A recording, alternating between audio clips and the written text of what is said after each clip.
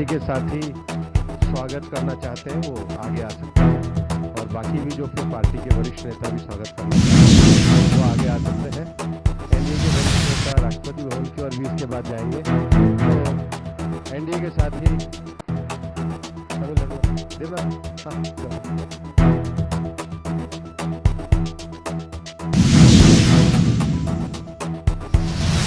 NDA के साथी या वरिष्ठ नेता जो स्वागत कर रहे हैं एक आगे धीरे धीरे जा सकते हैं।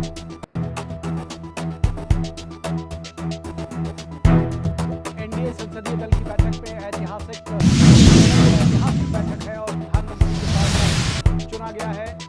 एनडीए संसदीय दल का नेता चुना गया है प्रधानमंत्री नरेंद्र मोदी को। तो एक बार फिर से तीसरी बार लगातार देश की बागडोर संभालने जा रहे हैं नरेंद्र मोदी, और ये जब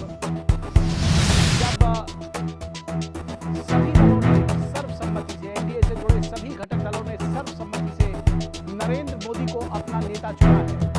और इस तरह से जवाहरलाल नेहरू के बाद प्रधानमंत्री नरेंद्र मोदी इकलौते ऐसे व्यक्ति होंगे जो लगातार तीसरी बार प्रधानमंत्री के पद पर आसीन होंगे।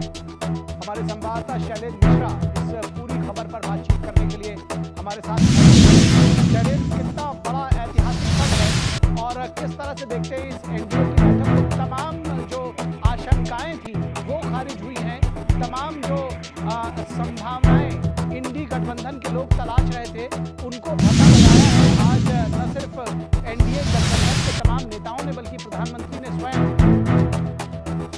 प्रधानमंत्री नरेंद्र मोदी ने एनडीए संसदीय दल का नेता चुने जाने के बाद कई महत्वपूर्ण बातें कही और उन्होंने कहा कि एनडीए की महाशक्ति है और एनडीए का जो एक इतिहास रहा है उसे प्रधानमंत्री नरेंद्र मोदी ने याद किया और किस तरह से विकसित भारत के विजन को आगे बढ़ाना है सभी इसको साथ लेकर उस पर प्रधानमंत्री नरेंद्र मोदी ने अपनी बात रखी। और इंडी गठबंधन के जो लोग हैं उन्होंने जिस तरह का रवैया अपनाया चुनाव प्रचार के दौरान उस पर भी एक निशाना था। और जब चुनावी नतीजे आए तो जिस तरह की बातें कही गई उस पर भी प्रधानमंत्री ने अपने तौर पर अपनी बातें रखी। देखिए, बहुत महत्वपूर्ण है जब भाजपा संसदीय दल, एनडीए संसदीय दल और लोकसभा के नेता के तौर पर प्रधानमंत्री नरेंद्र मोदी को चुना गया है। उसके लिए एक प्रस्ताव राजनाथ सिंह ने रखा था, तमाम एनडीए के सहयोगी नेताओं ने उस प्रस्ताव का अनुमोदन किया। अब एनडीए के तमाम वरिष्ठ नेता राष्ट्रपति भवन जाएंगे, राष्ट्रपति द्रौपदी मुर्मू से मुलाकात करके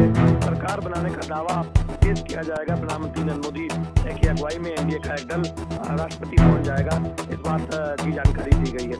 देखिए, बहुत ऐतिहासिक पल इसलिए है कि 1960 के बाद भारत की राजनीति में ऐसा कोई मौका नहीं था जब लगातार तीसरी बार कोई नेता प्रधानमंत्री बना हो। प्रधानमंत्री नरेंद्र मोदी एक रिकॉर्ड बनाते हुए नजर आ रहे हैं। उनकी अगुवाई में एनडीए ने लगातार तीसरी बार को बहुमत हासिल किया है और वो लगातार तीसरी बार देश के प्रधानमंत्री बनने जा रहे हैं। एक आंकड़ा भी प्रधानमंत्री ने रखा कि पिछले 3 चुनावों के अगर नतीजे देख लें तो कांग्रेस को उतनी सीटें हासिल नहीं हुई है जितनी चुनाव में भारतीय जनता पार्टी को हासिल हुई। तो ये चुनाव दरअसल एक और रिकॉर्ड बनाया है इस चुनाव में कि जो प्रमुख विपक्षी दल है कांग्रेस पार्टी वो लगातार 3 चुनावों में 100 का आंकड़ा पार नहीं कर पाई है। तो ये बहुत महत्वपूर्ण भी है। आज हमने देखा कि प्रधानमंत्री नरेंद्र मोदी के संबोधन से पहले एनडीए के जो तमाम प्रमुख सहयोगी हैं, चंद्रबाबू नायडू, नीतीश कुमार, पवन कल्याण, जनता पार्टी के वो मुखिया है, अनुप्रिया पटेल, जितिन राम मांझी, एकनाथ शिंदे, उन्होंने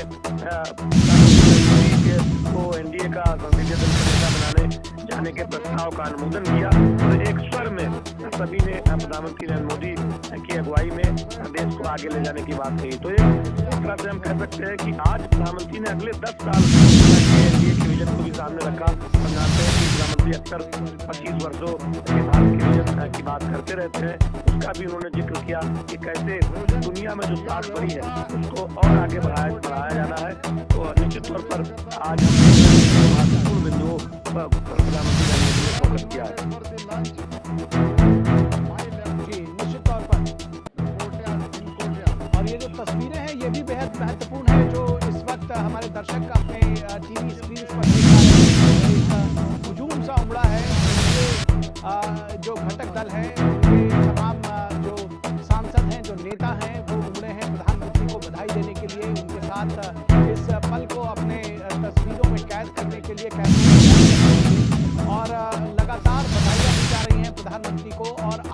निश्चित तौर पर शैलेंद्र, जैसे आपने कहा कि बेहद विशेष है इस मायने से भी कि तमाम उम्मीदों को एक बार फिर से कहीं ना कहीं, जिसको बार बार कहा जा रहा था कि शायद इस बार कहीं चूक न जाए एनडीए एक बार सरकार बनाने से, जिस तरह से पूर्ण बहुमत के साथ एनडीए ने सरकार बनाया है, निश्चित तौर पर ये इस जो इतिहास रचा गया है, ये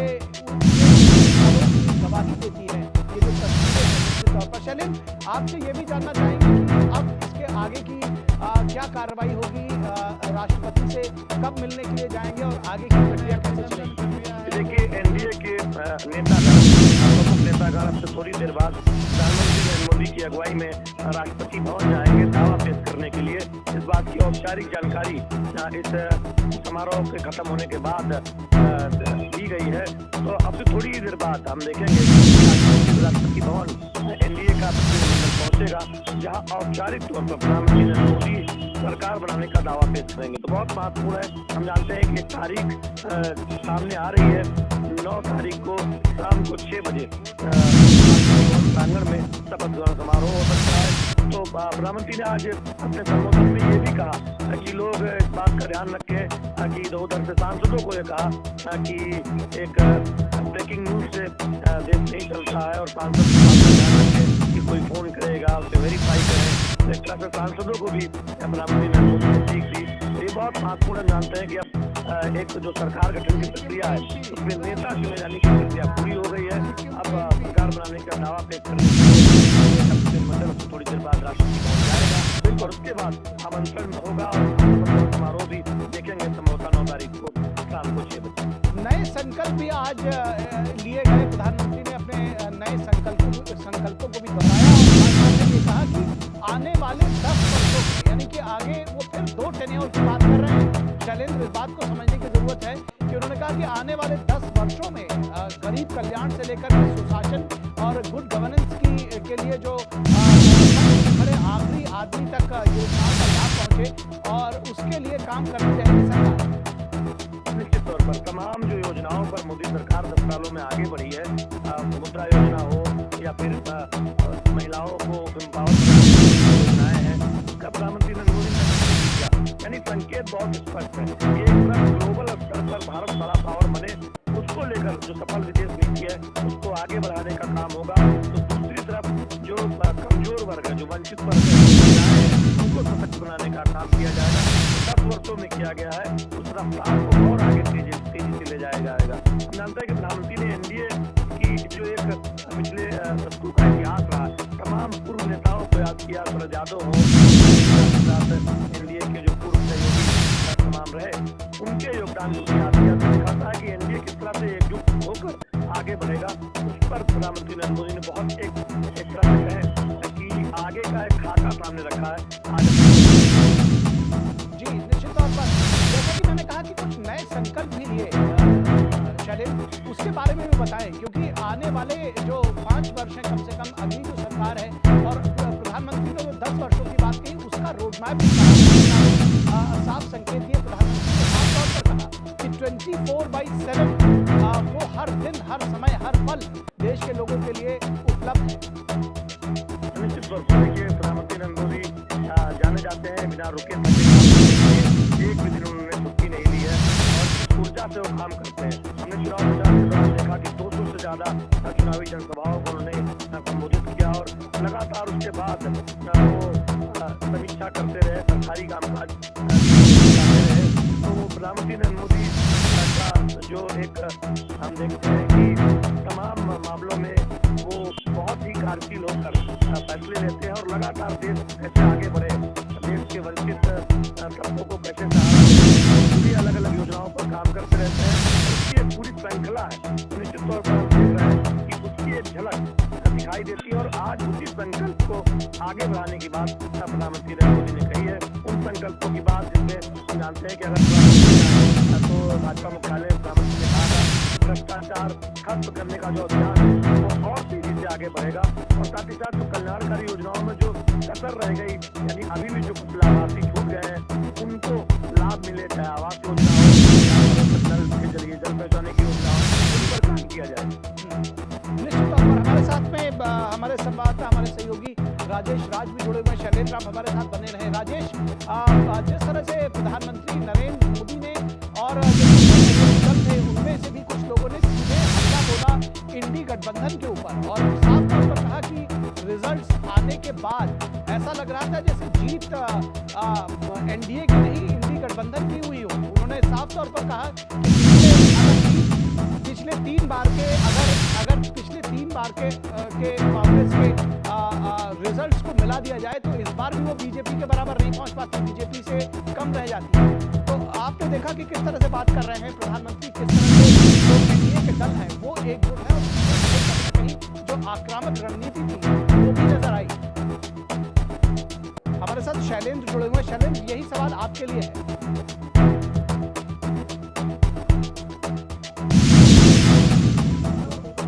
शैलेंद्र, आप हमें सुन पा रहे हैं?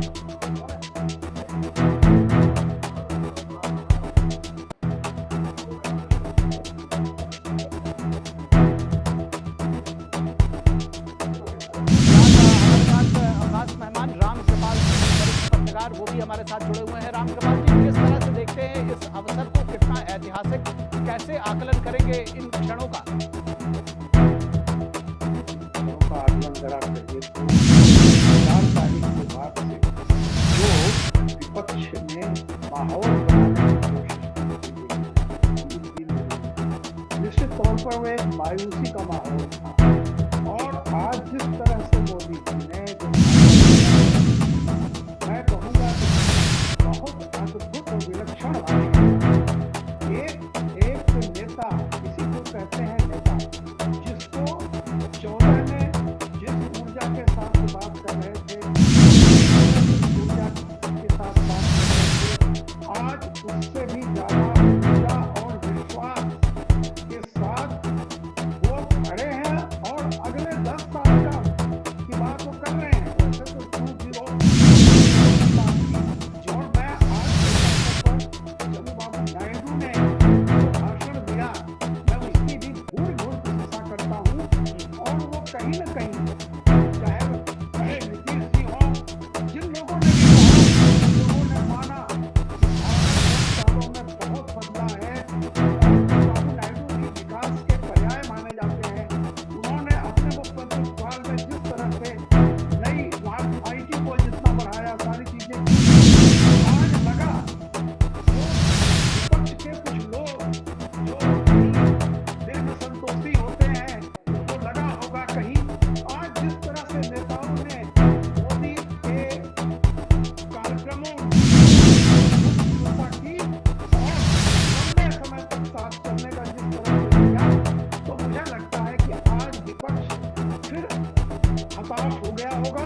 और उन्होंने एक बहुत बढ़िया बात जो कही, उन्होंने जो पार्टी 3 चुनाव के बावजूद 3 अंक में नहीं पहुंच पाई, वो पार्टी प्रधानमंत्री, उसका नेता प्रधानमंत्री बनने का बहुत बार देख रहा था कि शायद कहीं से कुछ हो जाए।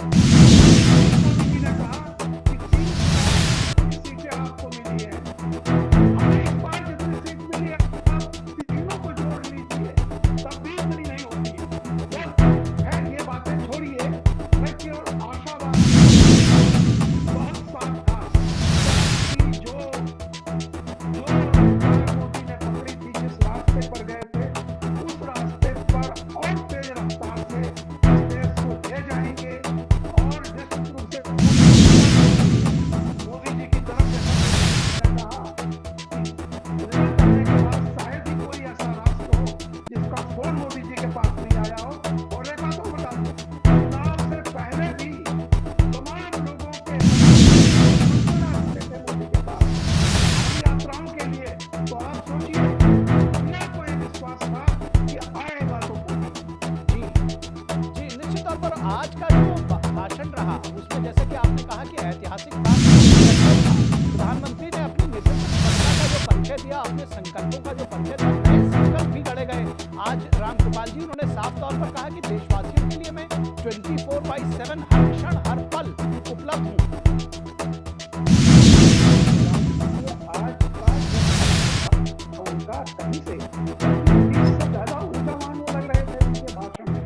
और जो उनके भाषण में जो कॉन्फिडेंस झलक करता था। और मैं कह रहा हूँ कि उनके बोलने से पहले नीतीश जी ने जो कुछ बोला, उनका और बॉडी लैंग्वेज थी, वो तमाम उन लोगों को जो अभी दिव्य संतोषी कहीं पड़े हुए हैं कि कुछ गड़बड़ हो जाएगा, दिल्ली के बाहर से चीका फूट जाएगा, आज उन लोगों को और मोदी जी ने देश में जो उन्होंने कहा कि आज भी पूरे देश में 22 राज्यों में एनडीए की सरकार है। देखिए हम लोग सब कुछ जानते हैं लेकिन रिकलेक्ट नहीं कर पाते। आप सोचिए आज की तारीख में भी 22 राज्यों में एनडीए की सरकार है और यही एक ऐसा गठबंधन है जो चुनाव पूर्व गठबंधन है, जो पिछले कितने दिनों से एनडीए इंटैक्ट है। आओ आज हम तुम इकट्ठा कर लें, हम तुम आपस में लड़ लें, जब रिजल्ट आ जाएगा तो कहेंगे हम एक साथ हैं। ऐसा भी नहीं है। तो इसीलिए मैं कह रहा हूँ कि जो लोग ये सोच रहे थे कि बीजेपी की कम सीटें आने के बाद तो नहीं होगा, आज उन्होंने बहुत साफ कर दिया। उन्होंने भी कहा जो लोग स्पेकुलेशन कर रहे हैं, मीडिया में जो चल रहा है कि फलाना जी का दबाव है, ढेकाना जी का दबाव है, पूरे अपने सामने मोदी जी ने कहा कि ऐसा कुछ नहीं है और इस तरह की चीजों पर आप लोग कोई ध्यान रखें। मतलब मैंने जैसा कहा कि 19 से ज्यादा ऊर्जावान अगर नरेंद्र मोदी आज मुझे दिखाई पड़े तो एक ये कार्यकाल पूरा ही नहीं करेंगे। एनडीए 2019 में भी सफलता, मुझे लगता है कि वो सफलता की बात आज कह रहे हैं और निश्चित रूप से आज की तारीख में एनडीए का पड़ना भारी भविष्य में पड़ना भारी रहेगा। ये निर्धार था एनडीए के नेताओं का। एक चीज आपने देखा कि जब विपक्षी नेताओं की विपक्षी गठबंधन की बात कही जा रही थी, दो तीन बातें बड़ी स्पष्ट रूप से कही गई। एक तो ये कहा गया कि को लेकर के जिस तरह से पूरी दुनिया भर में उसके बारे में बात करते थे, भारत को डेमोक्रेसी बताते थे, लेकिन विपक्षी गठबंधन ने सिर्फ इस देश के चुनावों में नहीं पूरे दुनिया भर में उसका मान खराब करने की कोशिश कहीं ना कहीं की। सीधे सवाल जो उठाए जा रहे थे उससे जुड़ी हुई तमाम बातें भी प्रधानमंत्री सीधे तौर पर उनका भी बिल्कुल जिसको कहते हैं कि तुर्की ब तुर्की जवाब दिया है। देखिए अब ये बात है ना कि कम से कम जो लोग जनता की अगुवाई कर रहे हैं उन्हें तो इस बात का ख्याल रखना चाहिए कि गलत बात उन्होंने करी थी और अगर वो बात सही होती तो 4 तारीख के बाद अचानक कुछ क्यों हो गए। शर्म आ रही है। मैं इस बात को कहता हूँ कि देश का अपमान किया और लोकतंत्र का मजाक उड़ाते रहे, किसी तरह की सारी संवैधानिक संस्थाओं पर उंगली उठाया, जुडिशरी पर उंगली उठाया, इलेक्शन कमीशन को क्या क्या नहीं कहा, ईवीएम तक के मशीन पर तो जो भी वो कह रहे थे कह रहे हैं।